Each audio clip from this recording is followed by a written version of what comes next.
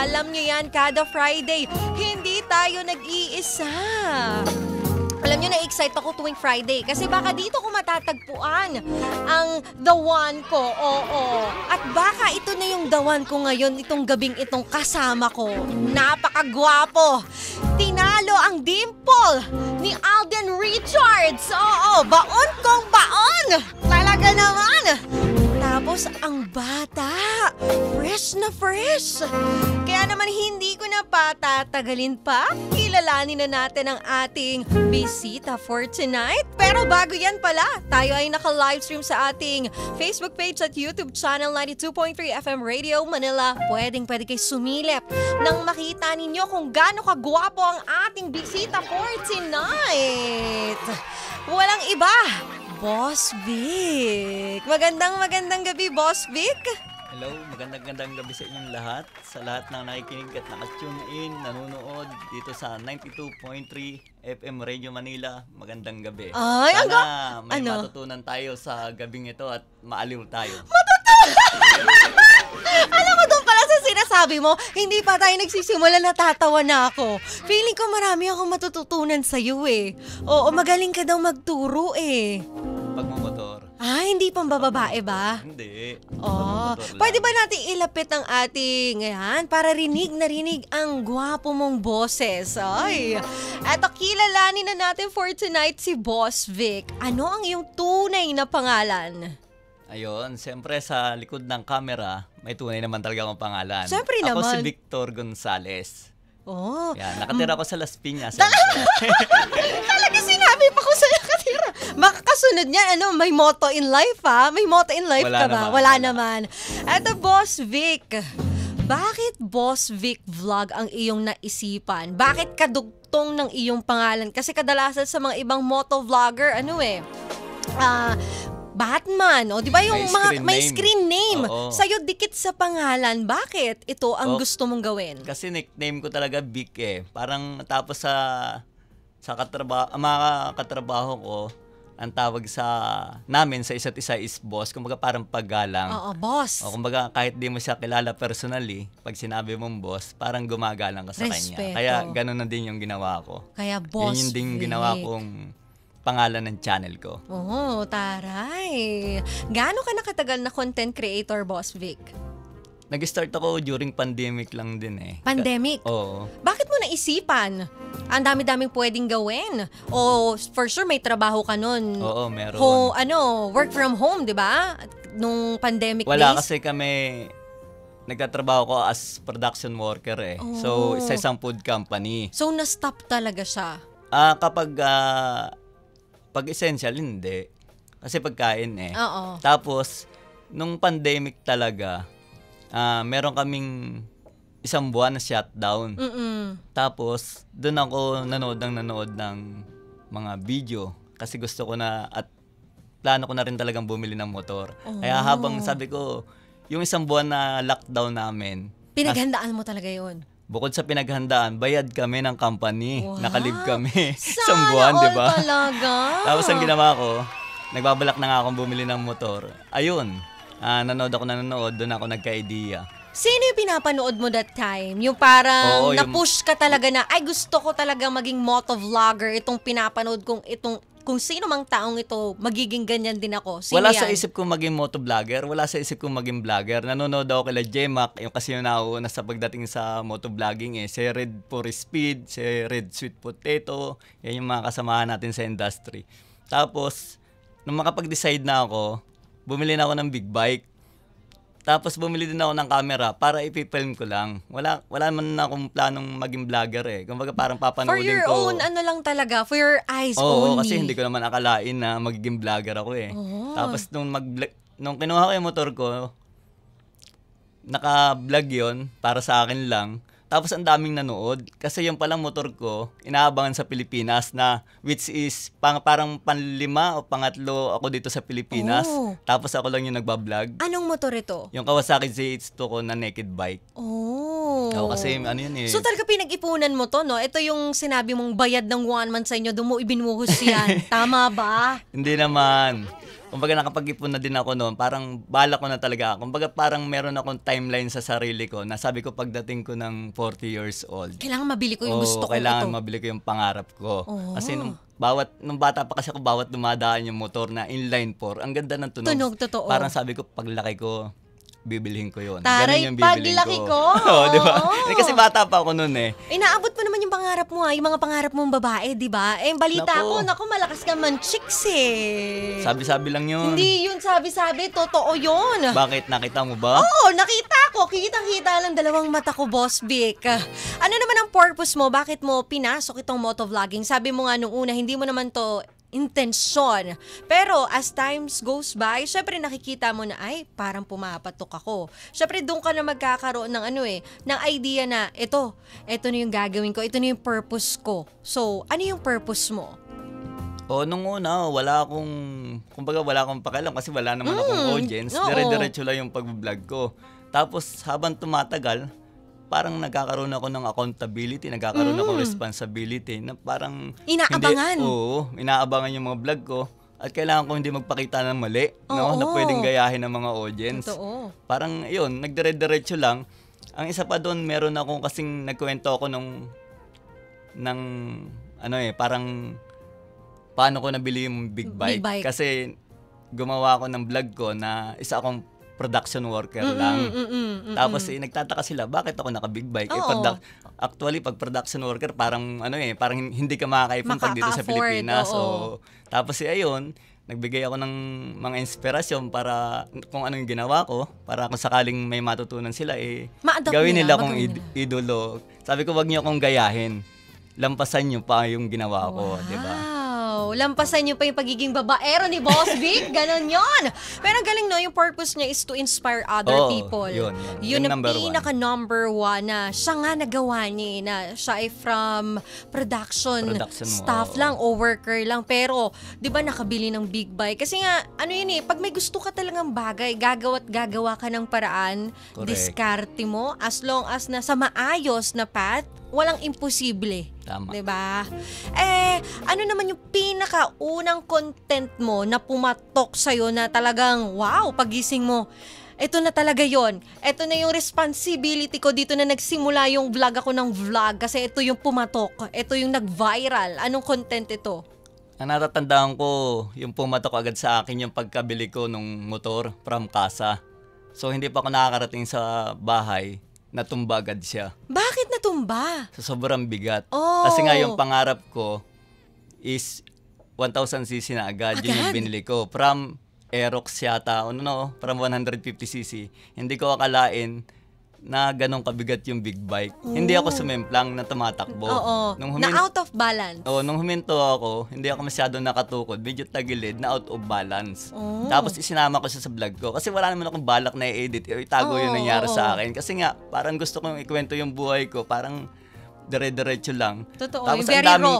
ang daming na-inspire doon. Sabi niya, napaka-humble mo naman. Kasi kung iba yun, kinat na yun, hindi na sinama sa vlog. Totoo. Syempre, di ba? Yung iba ayaw nila ipakita Kasi kung ano yung ginagawa ko, gusto ko ipakita sa kanila para mapanood nila at meron silang matutunan. Totoo. Na maisip nila na ang big bike, hindi naman basta-basta yan eh. Unlike sa mga ibang nag-upload lang na pag pinanood mo yung iba tuloy, akala nila ganun kadali. Kasi hindi nila pinapakita yung pros. Puro pros lang, wala yung cons, di ba?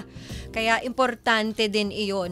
Pero matagal ka na marunong magmotor. Oo, high school, first year high school pa lang yata ako, nagtatricycle na ako sa probinsya. Tricycle? Wala pa akong lisensya nun kasi yung probinsya naman pwede mawalan lisensya. What do you mean tricycle? Tricycle driver? Tricycle driver. Totoo? Meron kami tricycle yata na kinuha hulugan. Pero sa bandang huli, dahil nga wala naman kaming kakayahan ng maghulog, itinakbo mo na. Hindi, nahatak rin talaga. Nahatak ng kasa. Tapos iyon. Doon ako nagsimula. Hindi, pagdating ko dito sa Maynila, nagtrabaho ko, working student, nag-aral. Nung araw naman kasi, meron pang 2 years course, di ba? Totoo. Pwede ka nang makagraduate. Ng 2 years course.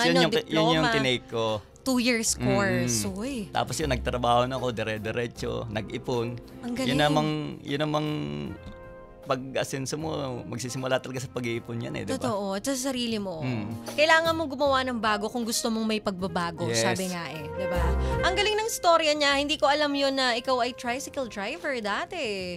Na nagawa Pumarito mo ako sa yan. Maynila para mag-tricycle eh. Oo. So yun yung purpose mo, Yung kaya ka purpose pumunta ko, kaya dito ako sa pumarito Manila. sa Manila. Kasi ang mindset mo siguro, mas maraming pasahero dito sa Kaya Manila. nga eh. Kasi Di sa ba? probinsya kukunti eh. Kukunti. Mag-iisda lang yung pasahero ko dun eh. Totoo. Ilan lang sa maghapon. Pero nag-aral ka ba ng professional sa pagmumotor? Nag-aral ka sa mga school, sa mga coach? Hindi naman. Natuto na lang ako nung nagsimula na mag-vlog. Kasi may napapasama ko sa mga one-day school training sa motor, yung safety riding course. Oo. Kumbaga napapag-plus-plus ko na lang. Tapos, nung makaranas ako ng sumemplang ako, yung kay boss pang motor yun, di sa akin. Kay Boss A, Kay Boss Boss A, Aheng. yung boss natin sa Geely. So, sa kanya yon, nung sinuli ko naman, ipinagawa ko naman. Oo. Kumbaga parang walang nangyari. Doon ako, Nagkaroon ng sa comment, mandaming nambas sa akin. Pero yung karamihan na comment, madami din ako natutunan. Kaya doon ko na challenge yung sarili ko na sabi ko, kulang yung skills ko pagdating sa motor. Nag-aral ako, pati sa racing. Oh, racing. Pati racing inaral ko. Inaral mo.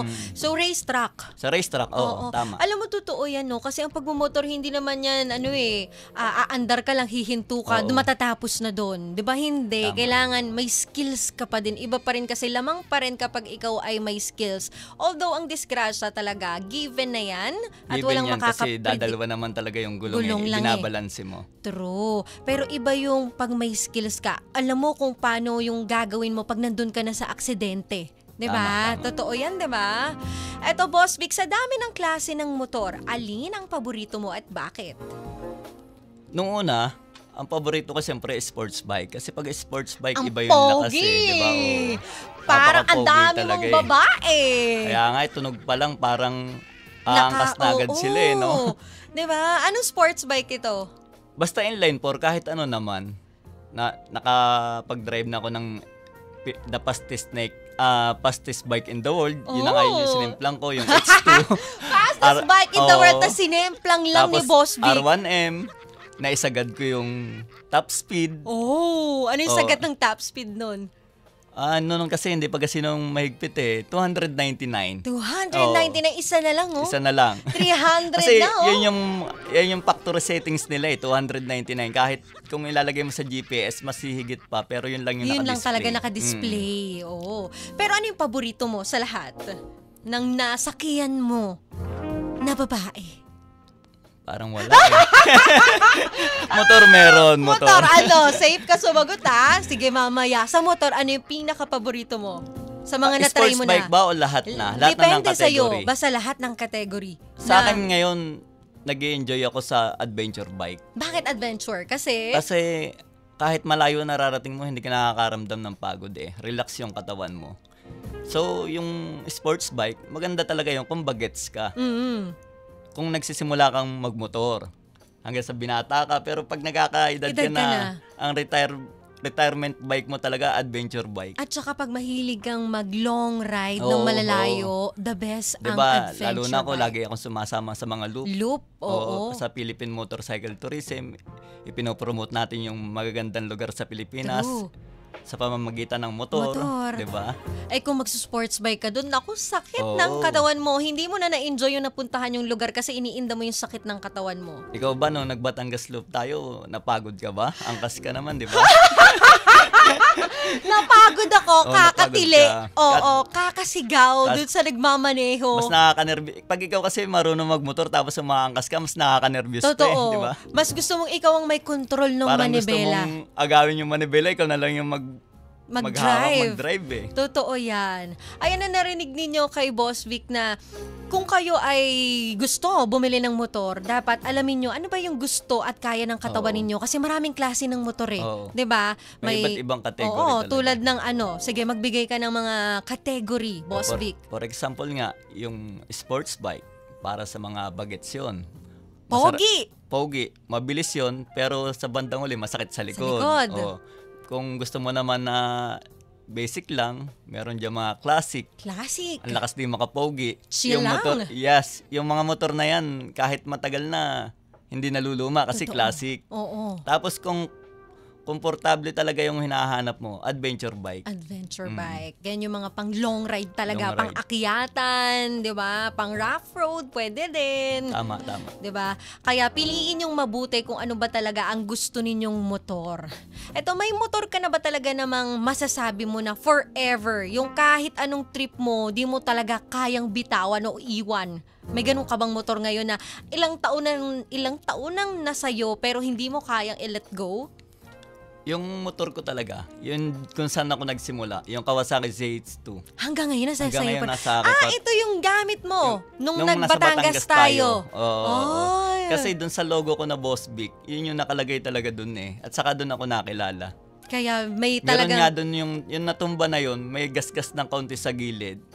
Nagpagawa ko ng carbon pero iniwan ko yun, hindi ko pinatakloban. Oo, para may remembrance. Para may remembrance ako. Sabi na doon ako nagsimula. Doon ako natuto Oy. sa gasgas na maliit na yun. Pero totoo yan, no? Parang ako yung first bike ko ngayong Kawasaki, di ba? Oo, Yung Ninja ko. Ninja mo, Hindi ko siya 400. kayang i-let go. Kaya nga Gusto eh. kong magkaroon ng classic, pero hindi ko kaya siyang ibitawan. Kumbaga, gusto ko na sa akin pa rin siya. Hanggat Ganon. kaya mong dagdagan, wag mong paltan. Oo, di ba? Oo. Kasi ang dami, doon ka natuto eh. Oo nga May eh. sentimental value yung mga ganun eh, di ba?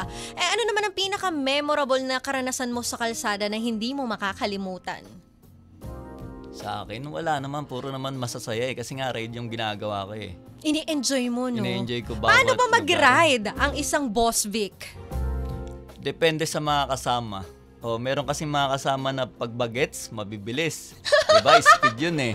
Pag medyo mga negosyante naman, yung Sila? mga breakfast ride lang, tapos kailangan bago magtanghalian, nasa bahay ka na kasi mga negosyante Oo. yun eh. Ayun yung iba, retirado Oo, na. paano ang takbo ng mga yun? Chill ride lang Chill yun. ride lang yun. Pang veterans ride na lang Like, yun eh.